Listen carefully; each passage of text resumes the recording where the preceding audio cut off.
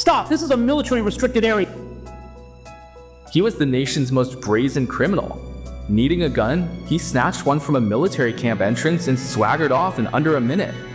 Before soldiers could react, he was calmly riding a city bus. As police cars passed, he showed no panic, only confidence. After pulling this off, he just strolled home as if nothing had happened. Where'd you get that gun from? I killed a sentry and took it. Now I'm dangerous as hell. I can take out anyone I want. You got a death wish. If anyone's dying, it'll be you before me. Put it down. Jang Ke-han's wife already knew exactly what he had done. Years ago, he committed a string of crimes, carrying out 2 shootings and stealing a total of 240,000 yuan in cash. The reason he's still at large today is thanks to his terrifying counter-surveillance skills. After every crime, he would go to an internet cafe to check the latest updates on the case from a computer, so he could find out exactly what clues the police had on him. When he saw his deeds posted online, he finally felt a sense of existence. But when he got home, his wife told him that the police had just come by to investigate. She lied and said her husband had gone out of town for work. I made up a story and said you went to Jinsheng to work. You idiot. Woman. Woman, I swear, I'm gonna die because of you one day. What did I do wrong this time? Jang Ke-han knew he couldn't stay at home anymore. The police would eventually come for him. So he packed up his things overnight and went to Jinsheng. Not only did he successfully fake the appearance of working there, he also tried to get information out of the village chief. He wanted to find out if the police had tracked him down yet. The officers were just doing a routine check, nothing else. Routine check for what? Don't ask too many questions, the investigation isn't finished yet. Just make sure you're not doing anything illegal. Hearing what the village chief said, Jang Ke-han finally felt relieved. He then hopped on a motorcycle and headed to the neighboring Shisheng. As a professional criminal, he would never let the police catch even the slightest trace of him. He bought a tent at an outdoor gear shop and went straight into the mountains, setting up camp in a cemetery there. The place was not only well hidden, but also offered a wide view, allowing him to observe the city's traffic. It really was a perfect spot, easy to defend and hard to attack. He then unfolded the map he had prepared in advance and studied the surrounding routes, getting ready for his next crime. At night, he worked out to keep fit, and during the day, he would disguise himself and wander around the entrances of major banks, looking for suitable targets. After observing everything, he would slip into a nearby alley, then weave through the maze-like side streets like a spider until he crossed the road and entered the suburban park, bold as ever. To test how quickly the police would respond, he actually shot and killed an innocent passerby at random.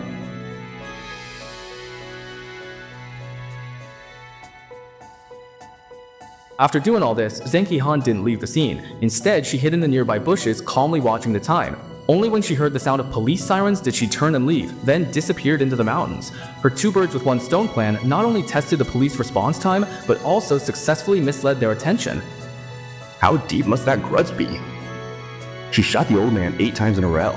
Less than a month after the last shooting of a passerby, the long-dormant Jang Ke-han struck again, this time targeting a man who had just come out of the bank.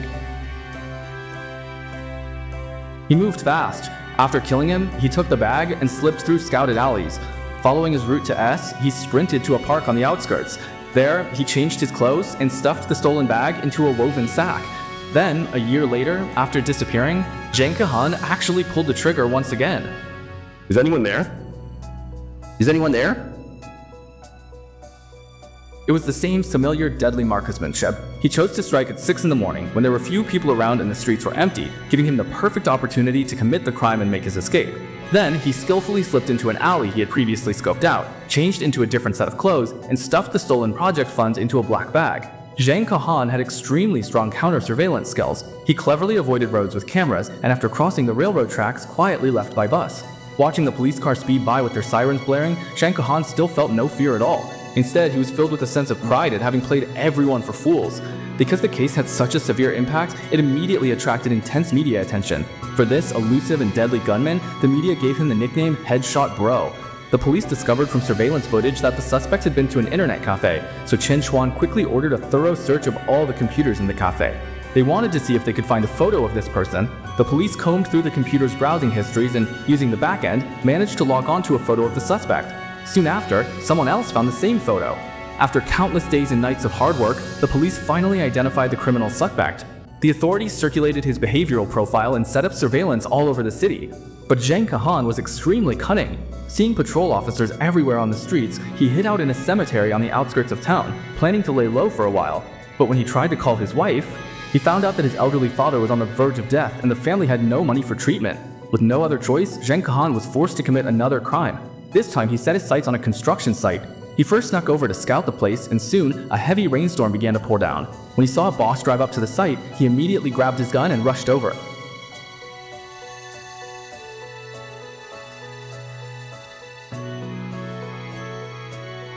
He originally planned to find some money in the car, but was startled and scared off by workers who rushed over. This time, he didn't manage to steal anything at all, so he had no choice but to hurry home to see his father one last time. In order to evade the police, he didn't take any form of transportation this time, but instead chose to walk through the mountains for several days and nights. He finally managed to make it home, but unexpectedly his elderly father had already passed away. After bowing a few times, he actually asked his wife for money. That's all there is? I told you, I lent some to the neighbors to earn interest. I've been sleeping in graveyards every day. Do you think that's easy for me? You keep messing around like this. When will it end? I can't take it anymore. Let's just divorce. Divorce? Fine, but give me my money back first. I don't have any money for you, but I do have my life. Take it if you want. Yeah. You! Let go! Stop fighting. You two should just get divorced. If you keep going like this, one of you's gonna end up dead sooner or later. The very next morning, as soon as it was light, the two of them went to the Civil Affairs Bureau and got divorced. After that, Jung Ka-han went back to the city center to continue his crimes. This time, after killing someone, he went straight back to the cemetery, but unexpectedly ran into a woodcutter rummaging through his supplies. The man thought he had seen a ghost and took off running in terror. Jung Ka-han chased him all the way from the top of the mountain to the bottom, but the woodcutter was familiar with the area and eventually managed to shake off his pursuer. He hurried to a neighbor's house to report what had happened. So what happened? There was someone chasing me up on the mountain. You're just scaring yourself. How could there be ghosts in broad daylight? I'm telling you, it's real. The guy was in his 40s, wearing a leather cap. Did you see what he looked like? I saw him clear as day. Could it be that the guy is that wanted criminal whose poster wasn't allowed to be put up? Fortunately, old Liu had already seen the wanted poster for the murderer. The two of them went back to the grave, took some daily necessities out of the bag, and guessed that they probably belonged to that person, so they hurried to the police station to report it. The two described the suspect's features, and Qin Chuan suspected that this might be the person they were looking for, so he led a team to surround the entire mountain overnight. Then, at the gravesite, Qin Chuan had someone send the items for DNA testing.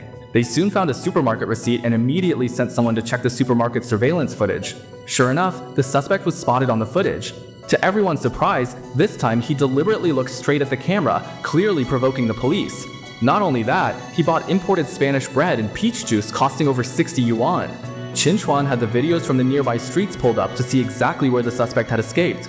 Unexpectedly, the next street over was under construction and the road behind it was completely blocked off. Director Yu even tried to shift the blame onto the municipal department, which really infuriated Chief Qin. Play it again, from the beginning. Let everyone take a look. Did he look at the camera? Did he? Isn't that a blatant provocation? Isn't that embarrassing? All officers, take a look and see if he's openly provoking us. Isn't it humiliating holding imported drinks and Spanish bread? Pacing the camera up, doesn't this make us police look bad? Isn't it embarrassing? Originally, they could have tracked down the criminal further, but it was the inaction of these people that led to this situation. Fortunately, the test report on the items has already come out. At this point, Jung Ka-han had indeed left Yuncheng and was traveling on foot to Fucheng. To lay low for a while, he decided to keep a low profile and checked into a hotel. Just as the landlady asked him for his ID card, suddenly he got a call from the police station. Right after that, Zhang Keihan noticed a wanted poster on the wall, which scared him so much that he hurriedly left. He then turned and went to a foot massage parlor. This was his first time getting a massage, and the person who greeted him was a young female masseuse. Zhang Keihan took a liking to her at first sight. You work here? How much do you make a month?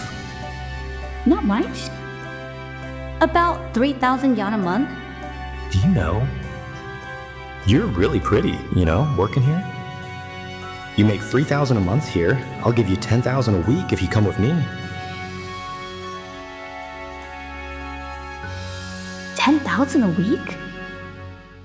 That's 40,000 a month. If I go with you, how do I do that? Do you really have that much money? After learning that the girl had a heart condition, Zhang Keihan promised that if she stayed with him for a few days, he would take her to a big city for treatment. Seeing that she still didn't believe him, he pulled 10,000 yuan out of his bag and tossed it in front of her. When the girl remained unmoved, he took out another 20,000. After that, the girl brought Zhang Keihan back to her rented apartment.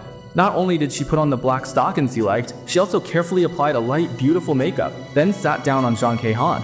The girl wanted him to hurry up and take her to get treatment, and after begging him persistently, Zhang Keihan examined her right there. When the girl woke up from her sleep, she found Zhang Kehan surfing the internet nearby. On the computer screen were reports of several recent shooting and robbery cases, and the suspect was none other than the man right in front of her.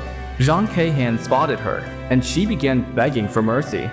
He admitted to murder and theft, warning her that the cash he gave her was stolen. If she went to the police, she'd be an accomplice too. "Will you kill me?" Why would I kill you? I still want to do big things with you. We'll do a lot together, make a lot of money, and once I have money, I'll take you to get treatment and let you live the life of a wealthy person. Watching Zhang Kehan walk over, the girl was so scared that she quickly begged for mercy, thinking Zhang Kehan was about to pull out a gun. But to her surprise, Zhang Kehan took out another 20,000 yuan from her bag and once again convinced the girl. Then the two of them took a car and left together, arriving in Yunsheng where they rented a new apartment. After Zhang Kehan brought the girl to the rental, she turned to leave, promising to take her out to have fun the next day. Big brother, I'm really scared being here alone. Why won't you stay with me? I'm about to do something big. I don't want a woman to hold me back. Once I have money, I'll pay for your treatment. Despite the girl's desperate pleas, Zhang Kehan still left her behind. In order to raise money for her treatment, Zhang Kehan committed another murder and robbery. "I'm just here with my wife to withdraw some money. Hello, just want to withdraw some cash." "Hey, talking to you. Stop right there." This time, he robbed a total of 70,000 yuan. He quickly escaped to the area under the overpass, put the money in a burlap sack, and planned to flee along the train tracks near Chenqiao. But just as he jumped down the slope, he ran into patrolling railway police. What are you doing? Show me your ID.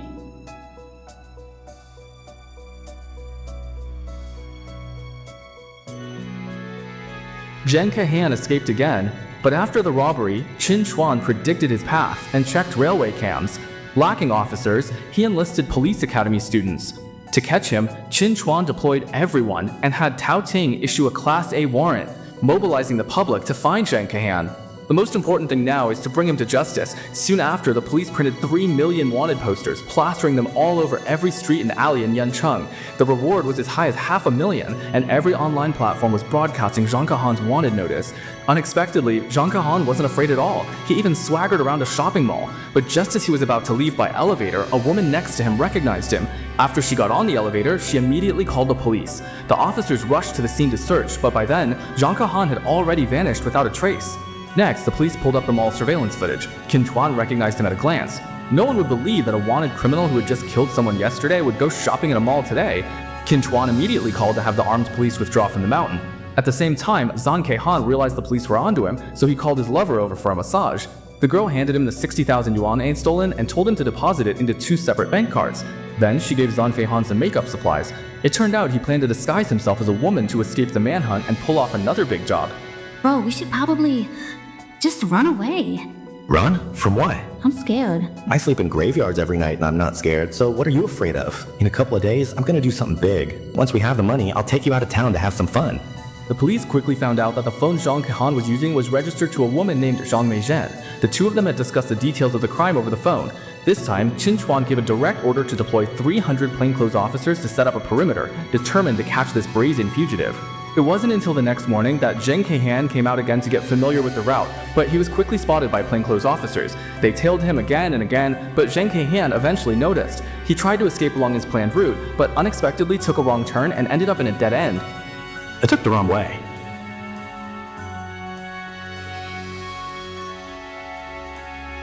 Yeah.